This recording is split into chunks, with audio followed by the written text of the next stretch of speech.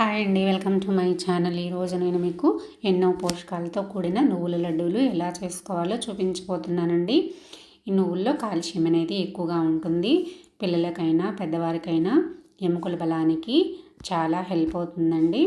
చాలా ఉపయోగపడుతుంది. ఆరోగ్యానికి కూడా చాలా మంచిది. తప్పకుండా ట్రై చేయండి. ఈ నువ్వుల లడ్డు కోసం నేను 1 కప్పు నువ్వుల్ని తీసుకున్నానండి.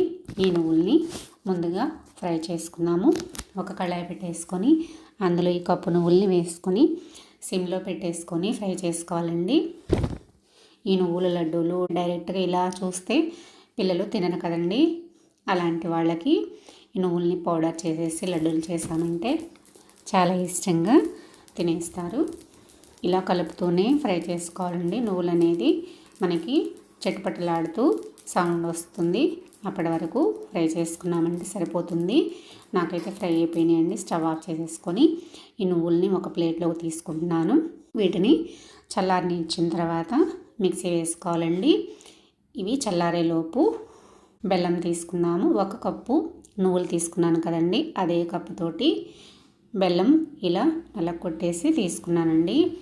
ఈ కప్పు బెల్లాన్ని అదే కళాయిలో వేసేసుకోవాలి. వాటర్ అయితే వేసేసుకోవట్లేదండి. నేను వాటర్ లేకుండానే కలుపుతూ ఉన్నామంటే కనుక బెల్లం ఈజీగా కరిగిపోతుంది.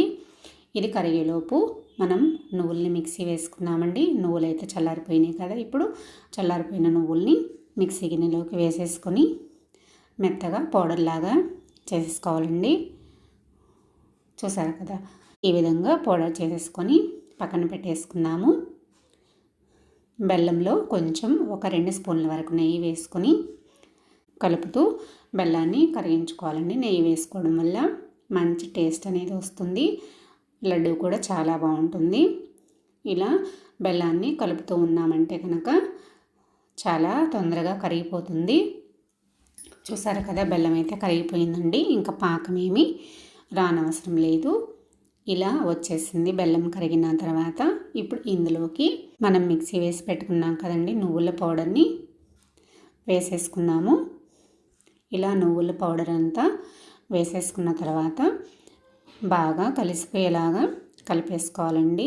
ఈ పౌడర్ అంతా బెల్లంలో బాగా కలిసిపోవాలన్నమాట. ఇలా కలుపుకున్న తర్వాత ఇప్పుడు ఈ మిశ్రమాన్ని ఒక నెయ్యి రాసి పెట్టేసుకున్న ప్లేట్లోకి వేసేసుకుంటున్నానండి. ఇలానే లడ్డూలు చేసుకున్నామంటే ఇంత వేడి మీద చెయ్యి కాలుతుంది కాబట్టి కొంచెం చల్లారనివ్వాలి.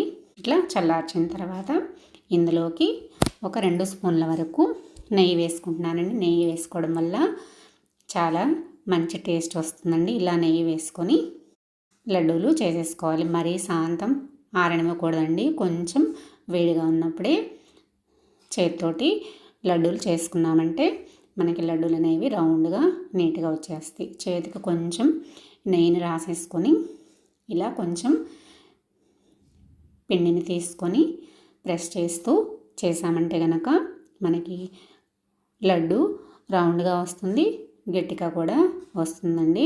చూసారు కదా, ఇలానే లడ్డూలన్నింటినీ చేసేసుకున్నానండి. ఈ లడ్డూలు పిల్లలు హాస్టల్స్లో ఉండి సరిగ్గా తినరు కదండి ఆడపిల్లలు. వాళ్ళకి పీరియడ్స్ ప్రాబ్లమ్స్ వస్తుంది కదా. అలాంటి వాళ్ళు కూడా ఇలా ఈ లడ్డూని రోజుకొకటి తిన్నారంటే పీరియడ్స్ రావడానికి చాలా హెల్ప్ అవుతుందండి. తప్పకుండా ఒకసారి మీరు కూడా ట్రై చేయండి. రుచికి రుచి, ఆరోగ్యానికి ఆరోగ్యం అండి. తప్పకుండా ట్రై చేయండి. నా వీడియో నచ్చినట్లయితే లైక్ చేయండి, సబ్స్క్రైబ్ చేయండి, షేర్ చేయండి. Thanks for watching.